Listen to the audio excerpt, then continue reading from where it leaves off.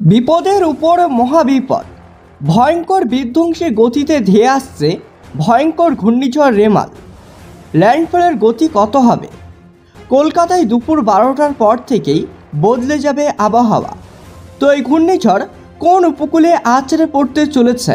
এই ঘূর্ণিঝড় যখন আছড়ে পড়বে প্রতি ঘন্টায় এর গতিবেগ কেমন হবে, এর প্রাকৃতিক ধ্বংসলীলা এবং কোন কোন জেলাগুলিকে সতর্ক করল আবহাওয়া দপ্তর ও বিশেষজ্ঞরা। তো সম্পূর্ণ বিস্তারিত জানিয়ে দেবো আজকের এই ভিডিওতে। ভিডিওটি অবশ্যই শেষ পর্যন্ত দেখবেন।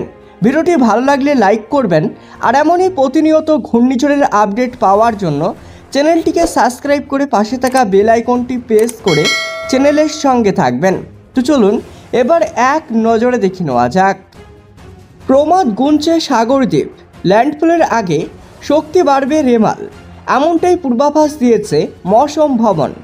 ঘন্টায় 135 কিলোমিটার বেগে সাগরদ্বীপ এবং বাংলাদেশের খেপুপাড়ার মাঝে আছড়ে পড়বে রেমাল। ভয়াবহ হবে সেটির পরিস্থিতি। দুপুর থেকেই কলকাতার আবহাওয়া বদলাতে শুরু করবেই বলে সতর্কতা জারি করা হয়েছে। আজ মধ্যরাতে সাগরদ্বীপ এবং খেপুপাড়ার মাঝে মহালয় ল্যান্ডফল করবে ঘূর্ণিঝড়টি। তার জেরে সুন্দরবন সহ উপকূলবর্তী জেলাগুলিতে 120 কিলোমিটার বেগে ঝড় বইতে পারে।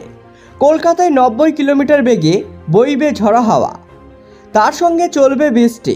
দুপুর 12টার পর থেকেই আবহাওয়া বদলাতে শুরু করবে, ভয়ঙ্করভাবে শক্তি বাড়াতে শুরু করবে রেমাল। ল্যান্ডফলের গতিবেগ ঘন্টায় 135 কিলোমিটার হতে চলেছেই বলে সতর্কতা জারি করেছে মৌসুম ভবন। কলকাতা সহ দক্ষিণবঙ্গের একাধিক জেলায় লাল সতর্কতা জারি করা হয়েছে। সুন্দরবনের একাধিক জায়গায় ফেরি পরিষেবা বন্ধ করা হয়েছে। ইতিমধ্যেই ফুঁসতে শুরু করেছে সাগর। সিভিয়ার সাইক্লোন পরিণত হয়েছে রেমাল। সাগর থেকে 290 কিলোমিটার দূরে রয়েছে রেমাল। রাক্ষসে গতিতে নিয়ে ধেয়ে আসছে ঘূর্ণিঝড়টি। পূর্ব মেদিনীপুরের একাধিক জায়গায় গতকাল থেকেই বর্ষণ শুরু হয়ে গিয়েছে।